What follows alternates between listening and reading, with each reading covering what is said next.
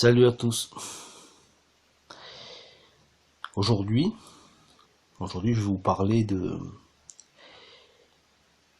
la télépathie dans le couple de flammes jumelles, la télépathie dans le duo entre le runner et le chaser. Mais là, je parlerai beaucoup plus de yin et de yang. Donc, dans cet audio, je vais rentrer, on va dire, dans un aspect un peu technique, ce que j'aime pas trop faire, mais par rapport à la télépathie, je vais être obligé. Comment se passe la télépathie entre les jumeaux? Mais dans un premier temps, ce qu'il faut savoir, en fait, c'est que il y a deux formes, il y a deux sortes de télépathie, déjà, à la base. Il y en a deux. Il y a deux fonctionnements télépathiques. Donc, la première sorte de télépathie, c'est, je dirais, une télépathie intuitive qui vient directement de la source. C'est ce qu'on appelle la guidance. Et ensuite, on a une télépathie qui vient de tout le reste, on va dire. De toutes les autres personnes, des animaux, des arbres, des plantes, de tout ce que vous voulez. Mais là en particulier, ce qui nous intéresse, c'est la télépathie qu'il y a entre les jumeaux. D'accord? Donc cette télépathie-là, elle est aussi de deux sortes. Il y a une télépathie que je dirais en majorité consciente et une télépathie que je dirais aussi en majorité inconsciente. Pourquoi en majorité? Parce que chez le yin, il y a de l'inconscience d'une certaine façon en majorité. Il y a aussi de la conscience. C'est pas un yin, il y a aussi du yang, quoi. Il y a un yang, il y a aussi du yin. Donc le yang est en majorité conscient, une télépathie en majorité consciente, et le yin est une télépathie en majorité inconsciente. Mais ça ne veut pas dire que le yin, je veux dire, il est moins bien que le... Non, c'est deux fonctionnements totalement différents. Deux fonctionnements qui se retrouvent, je veux dire, dans le reste de l'humanité. Hein. Parce que le reste de l'humanité, il y a des yin et il y a des yang. Même en dehors de parcours de flammes jumelles. Mais là, ce qui nous intéresse, c'est du parcours de flammes jumelles. Donc, je parlerai, bien sûr, du parcours de flammes jumelles. Donc, il y a des choses qu'il faut quand même comprendre. Il y a des choses qu'il faut comprendre dans le sens où la télépathie peut être aussi, comment dire, qu'elle est très poussée comme dans le parcours de flammes jumelles, ça peut matérialiser d'une certaine façon, ça peut matérialiser l'autre. C'est-à-dire que vous pouvez ressentir l'autre à côté de vous. Enfin, dans mon cas, c'est ce qui m'est bien sûr, c'est ce qui m'est arrivé. Donc je connais le phénomène. Ça peut aller très loin, quoi. Ça peut aller vraiment très loin. On peut entendre même la voix. Enfin, ça peut. Ça, j'ai pas expérimenté, mais je sais que, enfin, j'ai expérimenté ça, mais c'était pas ma jumelle, on va dire. C'est-à-dire que là, on est quand même, on est dans l'ordre comme de la métaphysique. On n'est pas réellement aligné à ce moment-là. Hein. On capte des choses de la 4D, quoi. Voilà. Ça, c'est aussi une forme de télépathie. Donc, dans le duo, ce lien fait qu'il y a une télépathie qui est parfaitement orchestrée, parfaitement dosée, chacun dans sa polarité, qui fait que dans le duo, si vous voulez, on s'envoie les informations, et je pense que c'est mutuel. Il n'y a pas un qui envoie, l'autre qui reçoit, et ça s'arrête là. C'est obligé que ça soit. Il faut qu'il y ait un va-et-vient d'informations, hein, pour que les deux se calquent, pour qu'il y ait pour qu'il y ait une syntonisation des deux, il faut que les deux soient émetteurs et récepteurs à un moment donné. Mais ça se fait dans une forme de conscience en majorité chez le yang, et ça se fait aussi en majorité dans l'inconscience chez le yin. Voilà. Donc c'est pour ça, c'est la raison pour laquelle, si vous voulez, le yin a un drôle de comportement pour le yang. Mais en fait, le yang comprend pas que c'est justement lui qui induit ce comportement bizarre chez le yin, quoi. Par rapport aux informations qu'il lui envoie. Donc, ce qu'il faut comprendre aussi, c'est que la télépathie, ce qu'on appelle pompeusement la canalisation comment on appelle ça, parce que bon, quand on canalise le divin, ce qui s'appelle tout bêtement l'intuition, que tout être humain et tout animal sur cette terre possède, même les plantes, je pense qu'elles doivent posséder ce don, on va dire, ce sixième sens. Je veux dire, ça c'est inhérent à l'humanité, enfin c'est inhérent au vivant, quoi, quelque part. Vous voyez, c'est pas spécialement dans le parcours de flamme jumelle, mais le fait de canaliser le divin, c'est d'une certaine façon, d'une certaine sorte de télépathie. Bon, c'est pas réellement le cas, mais c'est une sorte de télépathie, quoi. Voilà. C'est-à-dire se reconnecter à la conscience. Voilà.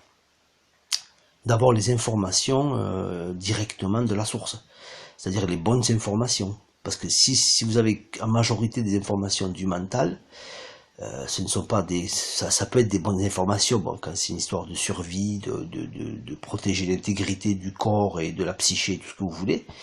Mais quand c'est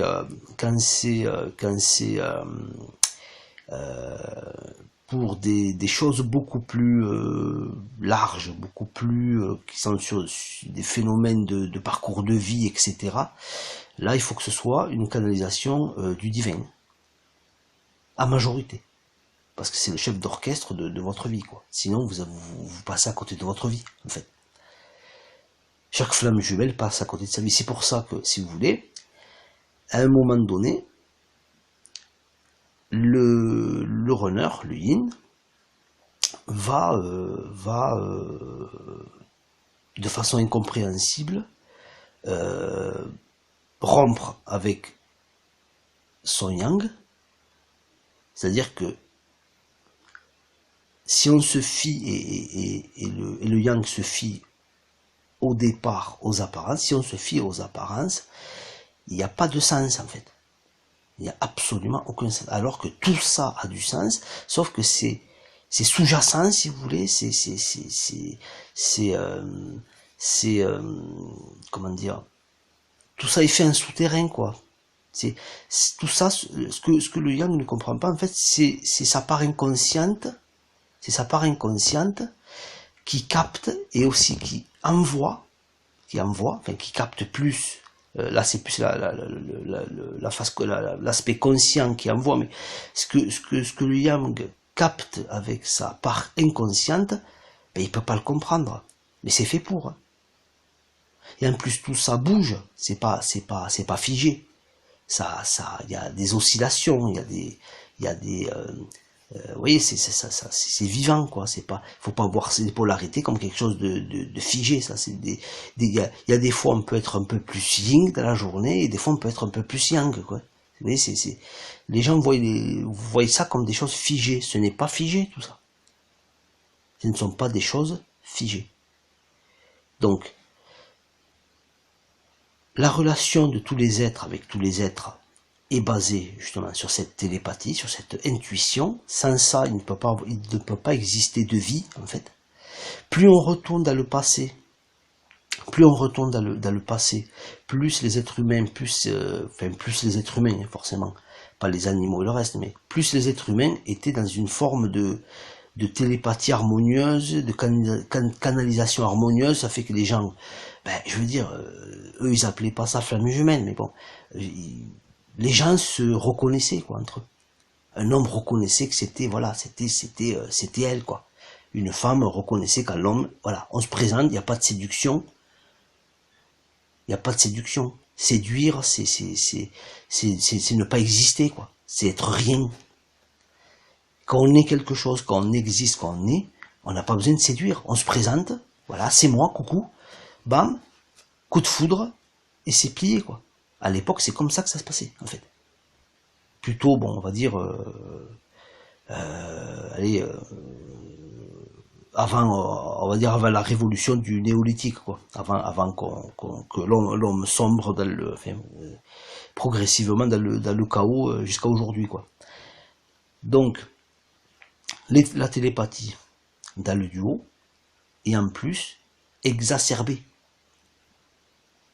Elle est exacerbée comparée à de la télépathie normale chez tout être humain normal en rapport avec tous les êtres vivants normaux, quoi. Ouais. Voilà. Donc,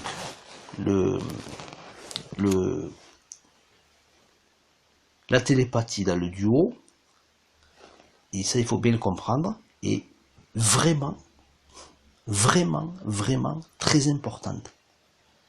Très très importante. Si vous devez faire des recherches, faites des recherches sur ce fait. Comment détecter, comment comprendre ces phénomènes pour justement, pour avoir les bonnes réactions au bon moment, quoi, et être moins dans l'incompréhension. Parce que bon, de toute façon, ce qui est inconscient restera inconscient. Ça, vous pourrez pas le changer.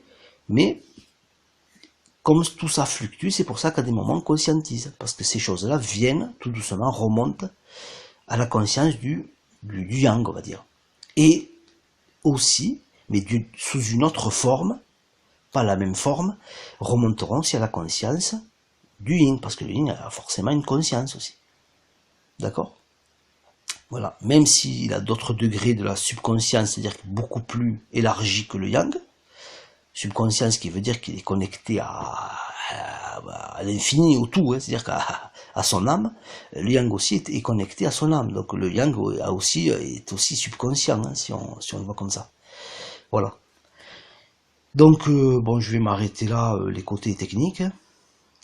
Donc, voilà, ça c'est des genres d'informations que vous entendrez nulle part ailleurs, hein, je peux vous le dire tout de suite.